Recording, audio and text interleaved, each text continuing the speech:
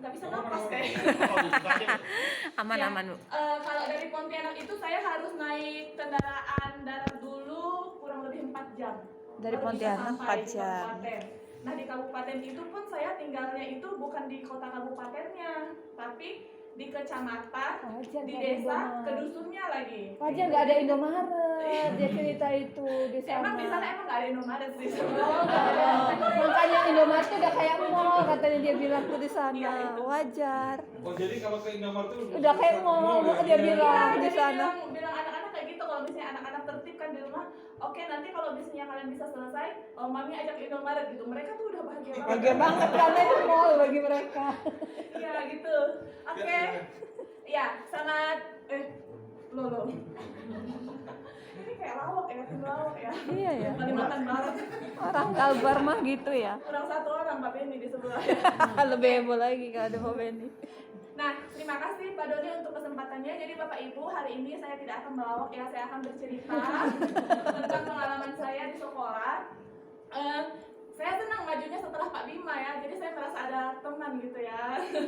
Soalnya kalau majunya setelah Pak Wayan tadi mungkin saya akan merasa sendirian kayak gitu. Kenapa? Memang saya selalu menemani. Karena bisa aja.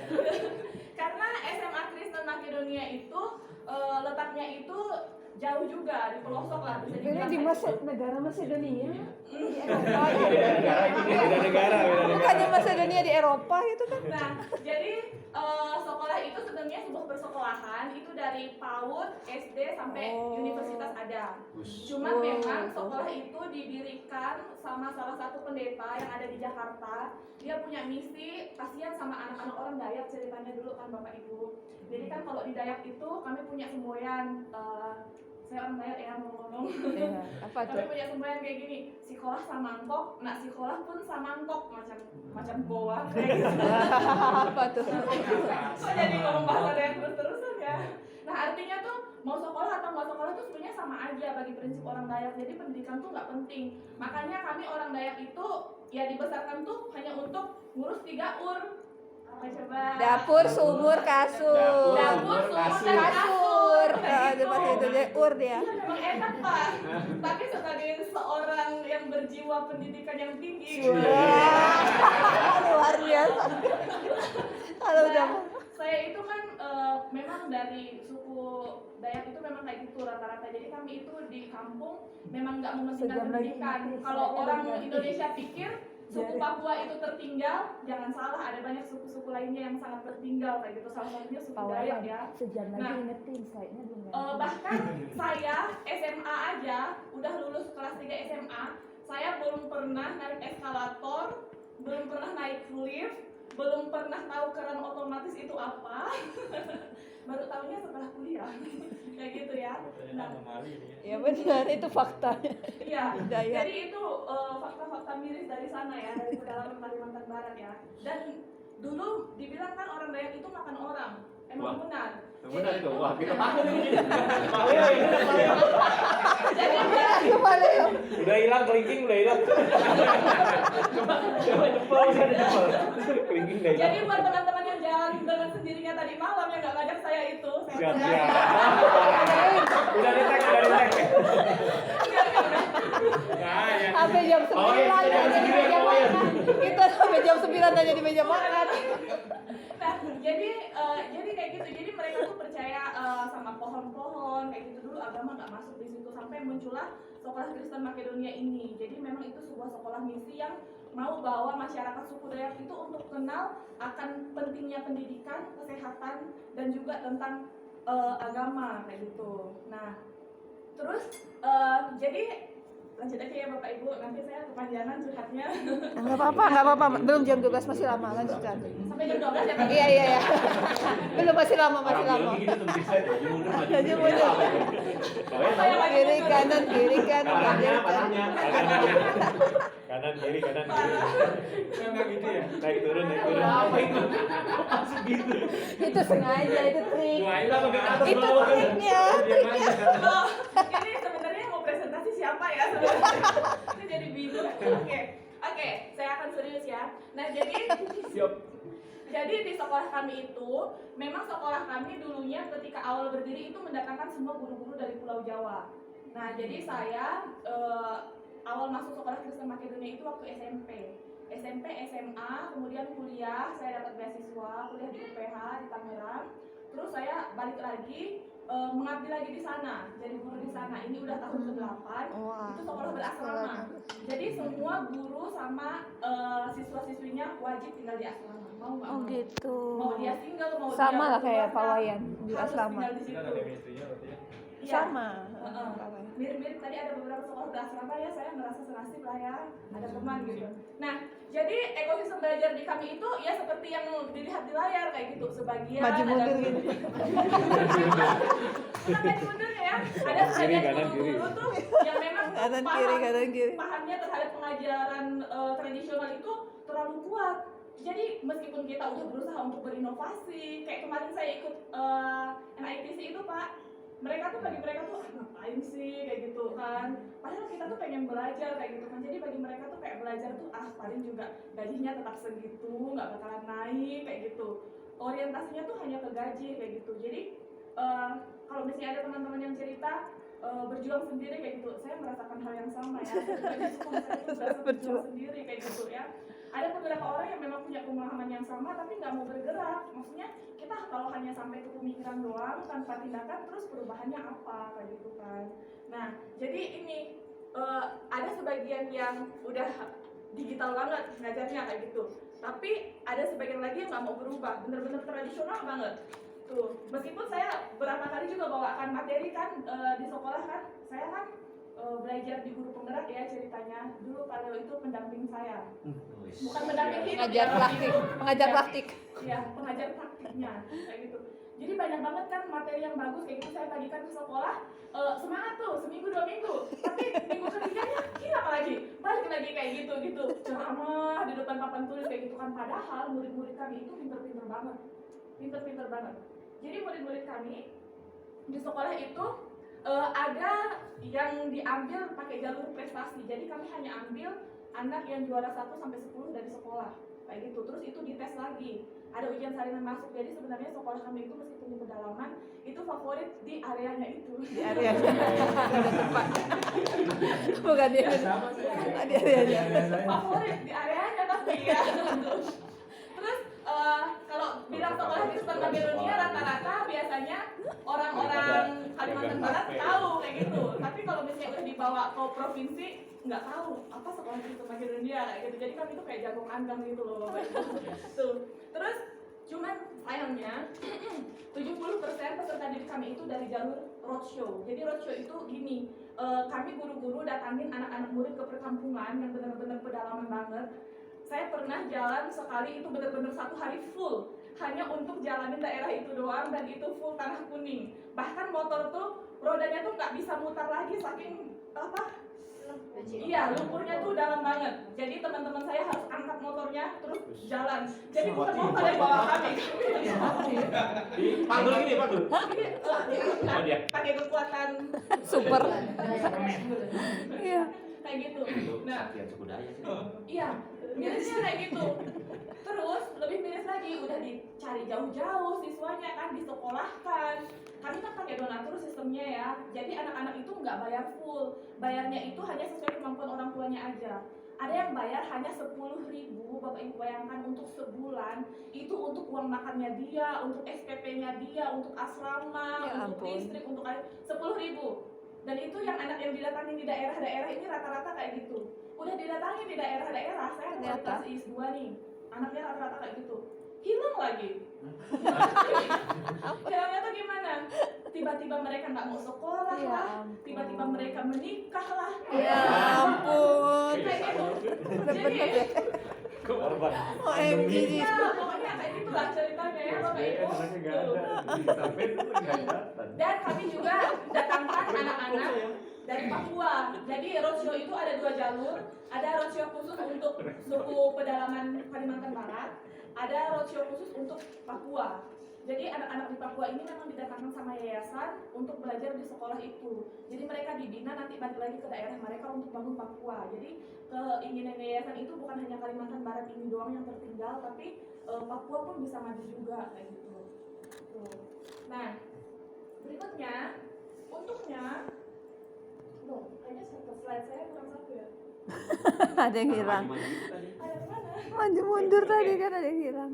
Untungnya kepala sekolah saya itu lumayan suportif orangnya. Dia sarjana teknik, tapi pemikirannya itu benar-benar concern banget di bagian pendidikan. Jadi kayak misalnya saya mau ikut lomba atau ikut pelatihan, itu benar-benar disupport full. Bukan secara materi ya Bapak Ibu, di sekolah kami emang nggak ada materi sama sekali. Nggak ada. Ya, jadi kalau misalnya nanya gaji, kemarin Bu Moli tanya tuliskan nominal gaji kamu, saya bingung mau nulisnya berapa ya. Khusus untuk guru honor jangan bersedih, ada temannya di sini ya. Kayak gitu. Nah, kepala sekolahnya itu sama tim kurikulumnya itu untungnya pemikirannya lumayan maju. Jadi di sekolah kami itu dibikin tim guru rumpun namanya. Jadi setiap guru itu dikelompokkan, ada guru sains, guru sosial, ada guru smart namanya untuk olahraga dan art kayak gitu. Nah, setiap guru mapel itu nanti bekerja di dalam rumpunnya untuk bikin riset. Dalam satu semester itu minimal ada satu dihasilkan, tapi itu dikerjakan oleh siswanya kayak gitu. Jadi kami ininya tuh sebagai pekan proyek namanya kalau di sekolah. Saya sebenarnya baru tahu kalau riset based learning gitu kan namanya, kalau di sekolah kami namanya kayak gitu ya. Terus yang kedua, jadi nanti sebenarnya sekolah kami ini akan diarahkan untuk semua kelas 12 itu nanti syarat kelulusan mereka itu harus punya karya tulis kayak gitu. Karya tulis itu sebagai syarat kelulusan kayak skripsi gitulah. Nanti akan disidang kayak gitu. Makanya waktu saya bilang kemarin, Pak saya ada pelatihan, bilang kepala sekolah kan tentang pembelajaran berbasis riset. Kepala sekolahnya langsung bilang, oh oke, gitu. Aku sampaikan ke yayasan. Pelatihan yang sebelumnya yang guru penggerak itu yayasan bilang itu pelatihannya urgent kah kayak gitu, perlu kah kayak gitu yayasannya bilang. Jadi sampai kepala sekolah saya tuh bikin surat tembusan lagi ke yayasan kalau bilang pelatihan itu emang perlu. Dan saya jadi kepala sekolah itu harus bikin resume kayak pekerjaan saya di sekolah itu mana yang beres mana yang nggak beres kayak gitu, baru bisa diizinkan. Nah, untuk yang pelatihan kali ini puji Tuhan akhirnya yayasan tuh bikin surat balasan mengizinkan Ibu Deborah Nuraini untuk mengikuti kegiatan pelatihan ini kayak gitu. Terus ada tanda tangan ketua yayasan kayak gitu kan. Makanya saya bisa mengikuti pelatihan ini dengan Luar biasa sekali. Terus Ngebut-ngebut Bu, belum jam 12. nanti sasarannya ini adalah Masih lama jam 12 ya, ya. pembelajaran berbasis risetnya ini akan dibawa diintegrasikan dengan mata pelajaran mulok. Dulu sebenarnya mata pelajaran mulok kami itu bukan mulok namanya, tapi mata pelajaran penelitian. Jadi benar-benar misalnya anak-anak itu dibawa ke Ngabang. Ngabang itu ibu kota ya. Ibu kota kabupaten. Ngabang itu ibu kota kabupaten. Nanti mereka dibawa ke sana makan bakso, terus baksonya itu sambil dibawa pulang satu-satu butir gitu kan, dicek boraksnya kayak gitu kan, yang mana yang ada boraksnya. Di sana marah banget, bakso tikus, bakso boraks kayak gitu. Kayak gitu. Nah, dicek. Nah, jadi penelitiannya kayak gitu. Tuh. Terus numerasi. semua pembelajaran ini sekarang Iya, lagi sama Bu kurikulum Ari kami ya. ini sebenarnya bukan kurikulum Bu Ari kan pelatihan ya dulu. naungannya Oh, dia K13. cerita. Cuman itu lebih ke arah kayak kurikulum Iya, bareng di Innova surapan gitu ya. 2019, Dia kayak kurikulum 2019, khusus nih Bapak Ibu. ya. Jadi kurikulumnya Dia itu lulus anak-anak dari kelas asesor. 10 tuh bebas Tapi memilih mau mata konser, pelajaran yang mereka pas mau. waktu ujian akhirnya Jadi nggak bisa, dia semuanya nggak bisa. harus. Sebenarnya setahun Kayak dua misalnya kali anak gimana misalnya sih? saya nih, saya hanya Dia tertarik bisa belajar sama. fisika kimia doang. Ini Saya hanya boleh ambil fisika kimia nggak apa-apa. Sampai dia kelas 12 nggak apa-apa kayak gitu. Nanti itu pas mereka kelas 10 ada tes minat bakat sama psikolog dari Jakarta datang biasanya ke sekolah, itu langsung dicek kira-kira mereka nanti bakatnya kemana nih untuk masa depan, minatnya kemana kayak gitu. Jadi mata pelajaran itu disesuaikan dari kelas 10 kayak gitu. Mirip-mirip kayak yang dilaksanakan di UPH College sih. Tuh, tapi itu bukan kurikulum internasional. Kayak kurikulum masih di bawah naungan K13 kayak gitu, tapi diserap kayak gitu. Nah, jadi semua pembelajaran itu sekarang diharapkan atau lagi dirancangkan untuk guru tuh nggak lagi ngajar teori, tapi dari teori itu biasanya guru-guru itu langsung belajar keluar kelas kayak gitu. Misalnya kayak saya biologi gitu kan, saya biologi itu nggak lagi ngajarkan misalnya sel darah ada 3, misalnya sel darah merah, sel darah putih kayak gitu kan, nggak gitu. Tapi anak itu langsung misalnya Anak angkat lomba kayak guru gitu, penggerak terus itu. mereka nemukan konsepnya sendiri. literasi. Nah, terus, sebenarnya mimpi dan juga tujuan kami itu ada 3. Yang pertama itu yang kayak saya bilang tadi, nggak jago kandang. Setiap kali olimpiade pasti kami selalu juara di kabupaten. Ya, saya itu sekolah Kristen Makedonia tapi di kabupaten. Terus kami biasanya lomba di provinsi kan. Tahu nggak yang muncul siapa? Sekolahnya Pak Leo. Selalu Sekolah terus. Kristen Immanuel kayak gitu. Jadi kami tuh nggak pernah muncul biasanya kalau di provinsi. Baru sekali tembus di nasional kayak gitu. Makanya saya tuh sambil tadi pagi kalau nggak salah Bu ini Kak bagikan data gitu kan di dalam grup. Saya senang tuh kalau misalnya dibagi-bagi data kayak gitu. Jadi saya tuh belajar kayak gitu kayak serap dari bapak ibu guru tuh sebenarnya sistemnya gimana di sekolah. Saya tuh pengen bawa pulang itu, terus nanti saya menceritakan sama kepala sekolah saya biar ada perubahan di sana kayak gitu. Kayak Pak Bima tadi bilang kan kalau misalnya sama-sama bagus kan pasti satu Indonesia itu akan maju banget kayak gitu kan. Bahkan pedalaman pun kami yang dari pedalaman pun bisa bangkit juga kayak gitu kan. Tuh. Terus yang kedua, kami tuh membudayakan potensi daerah sebenarnya. Karena memang di Kalimantan Barat itu banyak banget potensi daerahnya, khususnya binatang atau tumbuhan-tumbuhan endemik. Jadi kalau misalnya orang Dayak tuh dulu kalau misalnya sakit dia nggak ke dokter bapak ibu, dia perginya kemana coba? Dukun. Kita ke hutan berdoa sama batu, terus pergi ke dukun di diludahin terus Lebih dijampi cepet Pengalaman pribadi kayaknya. terus sembuh. dan lebih laris dukun daripada dokter. Tapi bukan berarti saya percaya sama itu ya, dia tuh sembuhnya karena apa? Karena obat-obatan herbal biasanya kayak gitu. Ada daun-daun yang digosok-gosok itu untuk menurunkan panas kayak gitu. Ada daun yang direbus terus diminum itu untuk obat batuk kayak gitu. Banyak banget potensi di daerah saya itu yang belum terjamah. Nah jadi kalau misalnya kita ngomongin tentang pembelajaran berbasis riset, saya rasa itu benar-benar bisa mendarat banget tuh di daerah kami. Kenapa? Karena bisa pakai potensi lokal. Kalau misalnya bayangin aja, kalau misalnya ada anak yang bisa menemukan satu tumbuhan untuk obat-obatan atau untuk produk kecantikan lah yang belum pernah ditemukan sama orang lain sebelumnya karena nggak ada kan di daerah mereka. Nah itu kan kita bisa bikin hak paten ya, terus kita klaim gitu. Nah bayangkan keren banget kan kayak gitu. Saya kebayangin aja sih. Tuh. Nah terus dulunya kan saya guru seni budaya Bapak Ibu, meskipun saya sarjana pendidikan biologi, saya itu guru seni budaya selama 4 tahun. Ya. Itu jago seni ya. Iya, makanya saya berseni banget Berjiwa ya. seni ya. Ya, jadi kalau ngomongin tentang riset biasanya kan pikiran saya tuh selalu ngarahnya ke hal-hal yang sains kayak gitu. Tapi kan kalau misalnya kita meneliti, kita kan juga bisa bikin produk-produk yang sebenarnya nggak cuma produknya itu di sains doang, tapi bisa juga di dalam kerajinan tangan, misalnya kayak gitu kan hal-hal yang berbau seni kayak gitu. Nah, kemudian perawatan. Nah, kira-kira apa ya yang mau saya lakukan pertama gitu? Saya dari tadi mikir kayak gitu kan, kalau misalnya disuruh riset, saya mau meriset apa nih kira-kira? Nah, Bapak Ibu pernah dengar nggak kalau dulu Kalimantan itu dibilang paru-paru dunia, jantung dunia katanya? Pernah dengar kan? Karena hutannya luas banget. Sekarang itu udah bergeser. Sekarang bukan hutan hujan tropisnya yang banyak, tapi hutan apa? Hutan sawitnya yang banyak ya. Kenapa? Karena sawit itu sekarang lagi booming di sana. Dengan sawit orang Minyak itu aja bisa naik. kaya raya. Tuh, sawit itu mahal banget sekarang di sana. Dulu harganya 600 per kilo, sekarang harganya 3.400 per kilo. Jadi kalau punya 1 hektar kebun sawit yang menghasilkan 1 ton, berarti minimal kita akan dapat uang 3.400.000 dalam 1 hektar itu, dan itu panennya per 2 kali dalam sebulan. 3.400 kali 2, 6.800.000. Siapa yang nggak mau gitu kan? Makanya orang semuanya teriming-imingi untuk mengubah lahan itu jadi sawit semuanya. Jadi sekarang kami nggak punya hutan yang ini lagi di sana, rata-rata semuanya sawit kayak gitu. Nah, sawit ini jadinya isunya apa? Jadinya dia tuh timbulkan banyak limbah banget, tandan kosong salah satunya. Tahu nggak tandan kosong toko itu? Sawitnya diambil, tandannya dibuang Ya, di situ. dia hanya ambil sawitnya doang, jadi tandannya itu dibuang, itu jadi limbah di daerah kami. Nah, ini sekolah saya ya. Itu ibu itu. Oh iya, Iya itu di sawitnya. Oh nah, iya. ini yang saya bilang tadi. Jadi sawitnya kan diambil, terus ini limbahnya banyak banget di semua tempat, apalagi di perusahaan. Dan limbahnya itu bukan cuma tandan kosong doang, tapi ada air pembuangan itu juga limbah. Jadi itu banyak banget di daerah kami. Semua daerah kayak gitu. Nah, jadi saya tuh mikir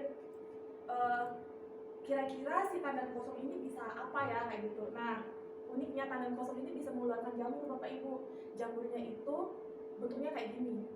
Hanya dikeluarkan oleh tandan kosong sawit ya, bukan tandan-tandan yang lainnya ya.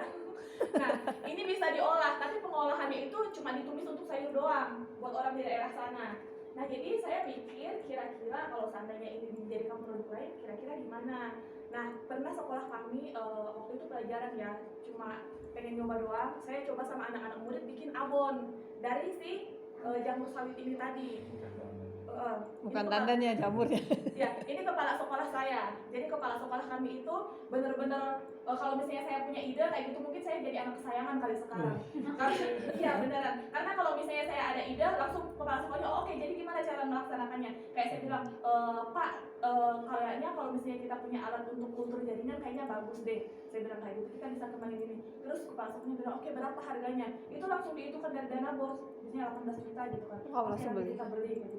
Jadi disediakan kayak gitu. Semua alat-alat lab itu sekarang lagi digalakin sama kepala sekolah biar guru-guru saya di situ bener-bener melaksanakan praktikum loh. Jadi ngajar tuh nggak cuma teori kayak gitu. Nah untungnya kepala sekolah kami kayak gitu. Nah, apa kabar dengan si abon jamur ini? Ternyata Bapak Ibu, abon jamur ini berhasil Bapak Ibu ya. Nah, abon jamur ini berhasil dan rasanya tuh kalau menurut saya sih enak, nggak tahu menurut yang lain ya. Tuh, jadi nanti rencananya saya mau ulang lagi karena kemarin waktu saya dengar penjelasan dari teman-teman tuh yang tentang jurnal itu kan sampai ada kandungan segala macam gitu kan, saya nggak ngerti tuh ngecek kandungan gimana dan lain-lain. Saya mau belajar dari itu. Nanti kan kalau misalnya seandainya bisa kayak yang pembukaan kemarin kan dibilang ada anak-anak bikin produk ini dan itu gitu kan, saya juga pengen kayak gitu sampai ngecek kandungannya apa, terus kita bikin produknya packagingnya gimana gitu, pengen banget sampai kayak gitu. Makanya Bapak Ibu kalau misalnya di dalam grup itu jangan ragu-ragu untuk berbagi karena banyak banget manfaatnya ya. Saya salah satunya. Nah, jadi terima kasih Bapak Ibu. Saya rasa sekian dulu presentasi dari saya dan cerita dari Kepulauan Kalimantan Barat Kabupaten. Wah, luar biasa sekali. Jadi